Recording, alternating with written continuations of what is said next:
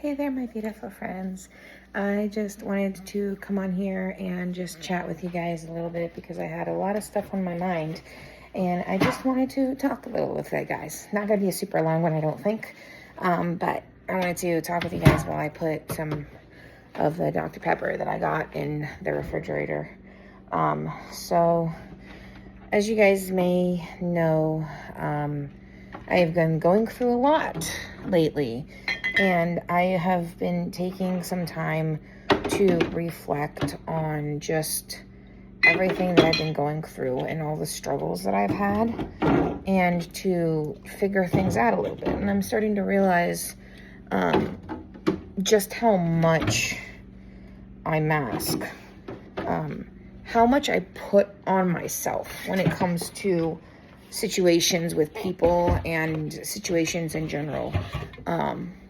I am oftentimes so focused on making sure everybody else is okay and dumbing myself down in a sense for other people, to make sure that other people are comfortable, to make sure that I don't do things or I don't react in ways that make other people uncomfortable. And I think a certain level of that can be a good thing, but when it's at the expense of yourself. And unfortunately, I have kind of been doing it at the expense of myself. And I think that has led to a lot of the meltdowns that I've been having. I've been emotionally dysregulated because I've been trying so hard to fit into what people expect me to be, what people want me to be, what the world is saying I should be. And that has been tough for me because I don't necessarily fit the typical way of doing things. I have always been kind of unconventional from like a pretty young age. I can remember being different and feeling like I don't fit in. I'm not like other people. I don't have like the same interests that other people seem to have. And so it's just been hard. And I kind of have gotten to a point where I feel like I no longer want to hide myself for other people. I no longer want to put on and pretend that I'm okay if I'm not. To no longer act like things don't bother me if they do. Because for a long time, I was kind of made to feel like who I am, and the person that I am is wrong, and my experiences are wrong, and the way that I do things is wrong, which isn't true. There are so many different experiences in life. There are so many different ways to experience the world and to experience things, that the idea that you have to experience it in one way and that way is literally the only way that exists and nothing else is honestly kind of BS if you think about it. And I don't want to dumb myself down anymore for people. I don't want to do what's convenient for others at the expense of myself. I don't want to go to events and be in situations that don't feel comfortable for me and don't make me feel good. And I was noticing that I was oftentimes doing a lot of that, like going to people's houses or going on vacations that didn't feel right or that didn't feel fun in the way that I would have wanted them to feel fun. Or if I was around certain people, I'd put on this mask of, I have to be this thing because otherwise I'm less than or whatever, or not use my accommodations because my accommodations make me look in a certain way, or make people perceive me in a certain way, or I have to put on this smile even when on the inside I feel like hell. I don't want to do that anymore. I don't want to come on. I don't want to come off as the mask. And I think so many people got to know the mask, that they started expecting that all the time. They started expecting that I was always going to be social, that I was always going to be wanting to interact, that I was always going to just smile no matter what was going on. That I was never going to have meltdowns, because for the longest time I would feel this meltdown bubbling up, and instead of allowing myself to deal and to focus on caring for myself, I would stuff it down, never show it, and then it would blow up in my face, and then I would end up doing things that I didn't like. Whereas now it's like, I no longer, if I'm in an environment where I feel a meltdown about to happen, whether it's, at a restaurant, in a grocery store, whatever, I give myself permission to feel those feelings now. I'm still not at a place where I can have the full meltdown, but occasionally there'll be times where tears will, show up, or I'll be crying, tears will be raining down my face, or where you can tell that I'm uncomfortable, or I'm anxious, or I'm feeling a lot of emotions. And then when I'm in a safe space, in the car, I will let it out. I'm no longer trying to hide, because at the end of the day, the only person I'm hurting in that is myself. And you guys see me holding Maui here. And a lot of people, and even online, they talk about Maui being very, in a sense, very self-centered, very about his own ego, and narcissistic, and they talk about him in that way. But I think the important thing is, at least to me, and this is my perception, I can in some ways relate to Maui, not because of the aspect of being very focused on myself or being very narcissistic, because I don't consider myself narcissistic. I don't consider myself in that way. I lived with someone who was narcissistic. I know people who have been narcissistic and whatever. But I relate to him in the sense of the idea that oftentimes when we're dealing with pain, when we're dealing with trauma, which Maui dealt with abandonment issues, we oftentimes hide behind a mask. And that's, I think, what Maui did in the movie, is he hid behind the mask of being the hero, being this demigod that is all of these wonderful things and everything, but deep down he was very insecure. He was very unsure of himself, and throughout the movie he had to grow to learn how to be himself, how to be different, and how to view himself in a more confident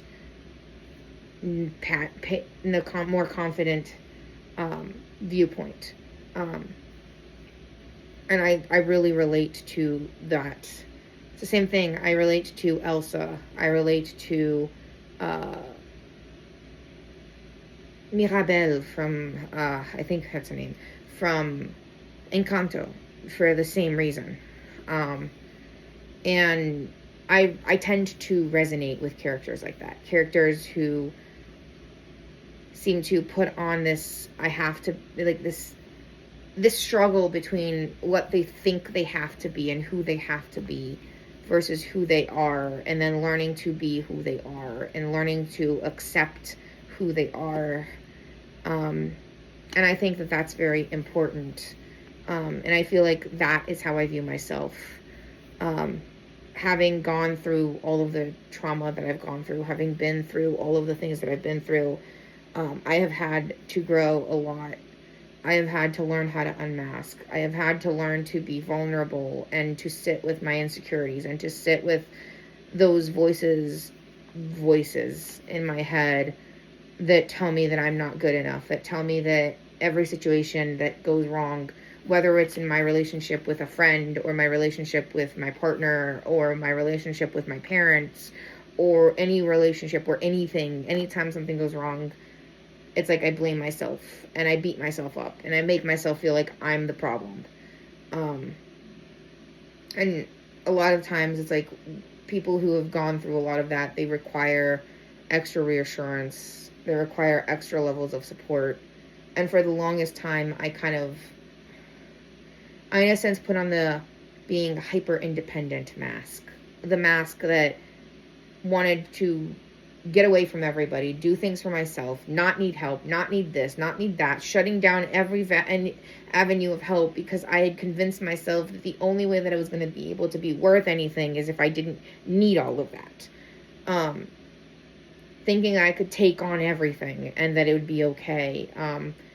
Not necessarily thinking I'm the greatest person in the world, because I don't think I ever really viewed myself as being the greatest person in the world. I don't ever viewed myself as being the most kindest person in the world, or the most empathetic person in the world, or I never had that idea in my head that I am this perfect person in any way, shape, or form. However, there's always been that part of me that's like needed reassurance, needed to know that things were okay, needed to understand myself and others, and it was hard, and it's been hard, and learning to give myself the empathy that I would give others, and learning that it's okay to not always be okay. It's okay to be myself. It's okay to be different. It's okay to grow and change and let go and learn to be confident in yourself. And I think that that's what Maui had to learn to do, was learn how to be confident in himself. Learn how to be something outside of what his ego said he should be, because of all of the trauma that he had to go through. So that's kind of how I feel about myself, is I have to learn how to be myself and how to be who I am and how to live life even with everything that's been gone on in my life, even with all the hard parts, even with the chronic illnesses, because my life isn't the way I had ever imagined it being. I never imagined that I would have all of these issues. I never imagined that I would be who I am today. Frankly, I never thought I'd get to be here today. So to me, it's a huge thing, and I don't think I give myself enough credit sometimes for that. I always say that I'm harder on myself than anybody else ever will be with me. I'm always more critical of myself than I think any of the people around me are.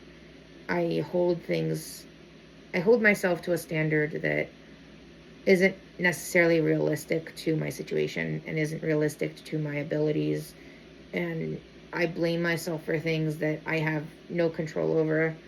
And it's a lot, and it's a growing process, and I have come to a point now where I have to come to terms with some of that, and it's not fun, and it's not easy, and it's painful, and it's going to require a lot of work.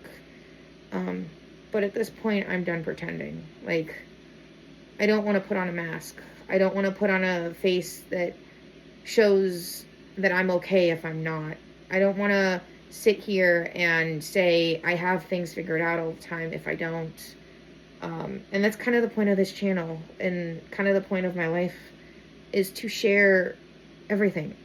And not like in the sense of that I have no privacy or that I don't keep things, private, but in the sense of share my journey. Because it's hard. Because being a human being is hard. Because living in the world that's not built for you is hard. Because having a brain that functions differently than neurotypical brains or than normal brains, whatever the hell that means, is hard. And it's hard to look within yourself and to reflect and to grow and to change and to realize your toxic traits and your negative traits, and to realize that you can exist within all of that and you can still grow as a person, and that just because you have certain traits that are not necessarily positive doesn't make you a negative person. And that even people who have issues and who struggle immensely can still change and grow and develop. And that's kind of where I'm at right now. And that's kind of what I've been reflecting on. And I found Maui at a thrift store, by the way, at Once Upon a Child. And I love him, and he's my companion. Together with my dinosaur here. And together with Knuffle Bunny. And together with Bun Bun here. And, oh, I also have the board books for Knuffle Bunny. Both the first one and the second one. Because those are my two favorites. The other things that I have, my other stuffed animals that are like my go-tos at the moment are also, and these are the kind of things I'm going to share. Ping Ping and Lammy. And they are the other ones that kind of are emotional support. And all of my emotional support stuffies live in this bag when I go out or live in my backpack, depending on what I bring out with me. Sometimes I'll bring this bag and my backpack, depending if I'm bringing a soother or whatnot. It really just depends. But and then I also have, obviously, my two golden retriever pups back there. Omi and the other guy back there. You guys can't really see them very well. But they are both back there. And my soothers and all of that. And just going through it. And then together with my, pillowcases, all of that stuff. But really that's kind of it for now. It's just the idea of let's grow, let's change, let's look within ourselves, and let's work on the parts of ourselves that need work. And let's work on accepting that we can have a variety of traits and still not be bad people. Because I think oftentimes we tend to categorize people as either being all good or all bad. And I'm not saying that in the world there aren't people who are bad people. I'm not saying that everybody who does bad things is not everything that's bad is going to be, something that you should overlook. But I think a majority of us are a combination. We want good, we have good intentions, but we don't know how to go about it. And we have traits that may be toxic, that may be negative, that may be whatever, because of our past, because of our things, and it's okay. It's okay to have those things and to sit with those things and to say, I want to be different and I want to be a better person. And it's okay to recognize that you don't have to be perfect to be good enough. So anyway, I love you guys. As always, remember, if you're going through it, you'll get through it, and remember who you are, and let's just work on being better and doing better. So anyway, this is my shirt that I'm wearing. It says, I'm not clumsy. The floor just hates me. The table and chairs are something. I can't read it upside down. Yeah. So anyway, I love you guys, and I will talk to you guys later. If you guys can read this, that's what my shirt says. Anyway, I love you guys, and I'll talk to you guys later. Bye, guys.